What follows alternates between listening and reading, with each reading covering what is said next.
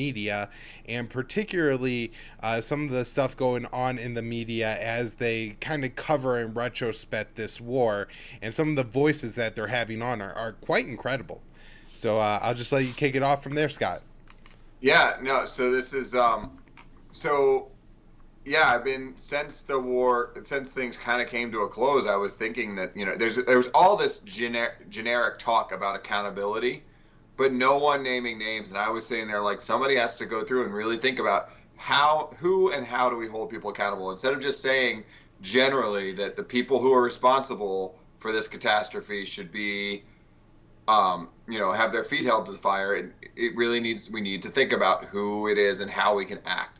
And I think the area where we have the most leverage right now, at least, is to think over our own actions, is to think about what media, what are we consuming that contributes to this. So, yeah, the first thing that came, obviously, all the presidents and all that, we know those names, but the media, and it was really telling when we were watching, if you were watching it unfold, the end of the war in Afghanistan unfold, the people who are telling us what were happening are the same people that implemented these policies, not just, and actually even worse, it's not the people that are telling us what's happening are not just the people who were in the media 20 years ago telling us we needed to go to war. It's actually the people, a lot of times, it's people that were in the Bush administration telling us we needed to go to war, then, now, in the media telling us we can never leave. So I kind of start out with just a rundown, and everyone knows that the media is not in the main, these cable networks and whatnot are not to be trusted, but just how bad it is, on Fox News this past week, Mark Thiessen was a Bush speechwriter, so he was the one telling us to go to these wars, and he had on Mike Pompeo, Karl Rove, and I can't remember the name of Perino and McInerney. They're all on the payroll. These are people that all worked for Bush or worked in the neocon establishment pushing for the war that are now posing as media members telling us why we can never leave and never stop fighting these wars. And it's obviously not, it's not, the really interesting part is Fox is hardly even the worst offender, because you might think, would be, but MSNBC has been horrific. They just have they have Brian Williams, Alicia Mendez, Adnan Girhardis, and Nicole Wallace. They had a guest like Nicole Wallace on. They interviewed, so these hosts of MSNBC, interviewed Leon Panetta and let him give his opinion. God forbid anybody like Scott Horton or Matthew Ho or any people that really can tell you what happened and were there predicting these outcomes. It is interesting. God forbid any of those people get it on the cable and get to say what really happened. You have MSNBC platforming Leon Panetta and Nicole Wallace blaming causing everything, and these were people that were in the administration. And then CNN, of course, is also terrible. Brianna Keller had on General Petraeus.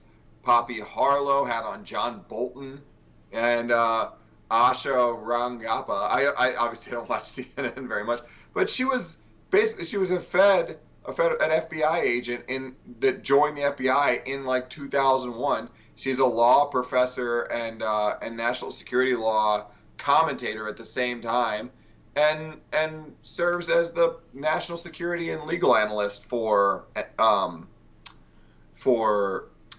CNN. So you have these people that were kind of embedded in it.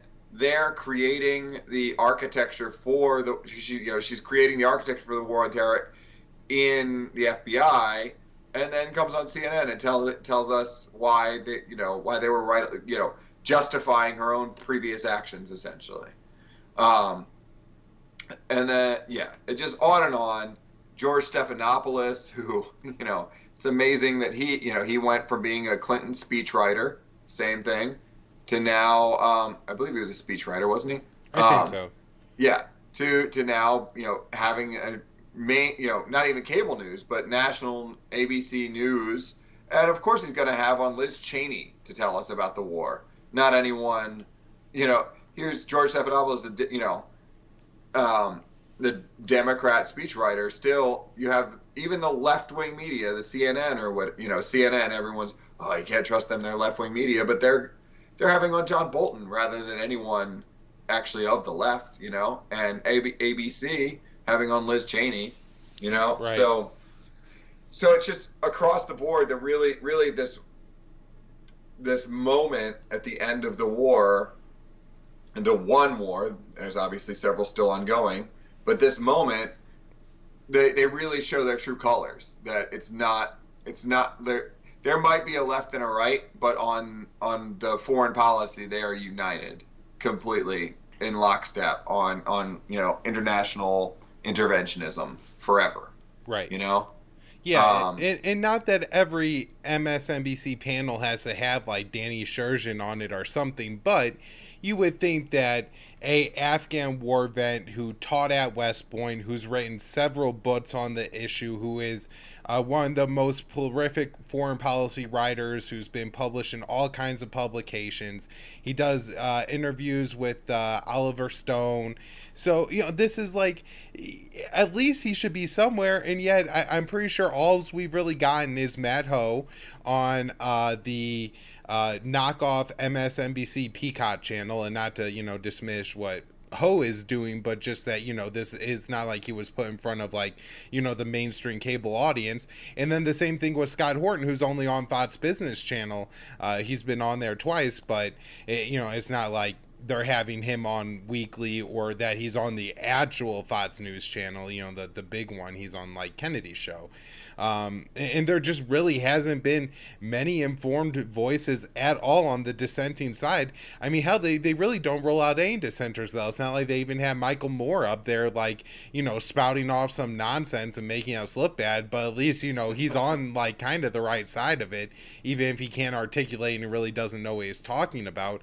Also, one of the things in the media that has really driven me nuts is there's a real lack in the media of looking back at the media and being like, oh boy, we only covered this thing for 5 minutes. Isn't that what Brian Stelter's supposed to be doing? Right? Oh man, I can't even. If I pay attention to that guy, I spend my whole day just raging and like tweeting, like typing out tweets, and then being like, no, that one's gonna get me banned. Funny story. Go ahead. But when he went to my same undergrad, and he was the first media person to ever interview me for the Towson Tower Light newspaper, before, in between my first and second deployment. And he did a little write up. So it's just funny whenever I hear his name, Yeah. God, if I had just managed to, what did I do? How did I, what role did I play in causing this mess? But. Right. And I mean, that would just, if the media was honest, that's what they would be doing. Richard Engel is somebody who's been covering this thing the whole time and pretends like, he's some kind of expert on it, when really he's just, done what the Western media and military has allowed him to do for a few minutes every couple of years, and pretends that, he's now somehow able to put this into a historical perspective, or whatever the hell he's doing. But anything else on the media and how they, especially the recent coverage, it's been atrocious. But yeah, it has been terrible. I mean, I think there are some silver linings. It just, for what it's worth, I have seen.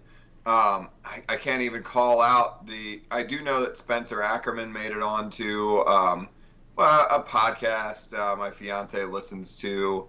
There have been some glimmers, and let's be honest, having Scott Horton even make it onto Fox Business, and Matthew Ho being allowed onto Peacock, he was blacklisted basically effectively for a while, it doesn't feel like much. It might not seem like much, but it's progress, that there's kind of chinks in the armor a little bit opening up, and like I know that my local talk radio pundit is reading a non-Gopal's book, which is great. I think she kind of picked it up by accident, like she just picked the bestseller, or but And he writes in the New York Times, and that's one of Yeah, that is another thing you gotta give the I guess the New York Times in particular credit for. They've written actually two very important stories in the past couple of weeks. yep, One being on Anand Gopal's The Other Woman, and then the other one is the story that me and Will covered on Monday's show about the airstrike in Kabul, and really tracking down and doing the good hard reporting and finding out that no, this guy wasn't ISIS. Him and his family were just murdered by the U.S. yeah, yeah. Just to throw in that as much as there are some terrible ones, and they've really shown their colors, that can be a positive thing that people, and that somehow there's openings coming up. So.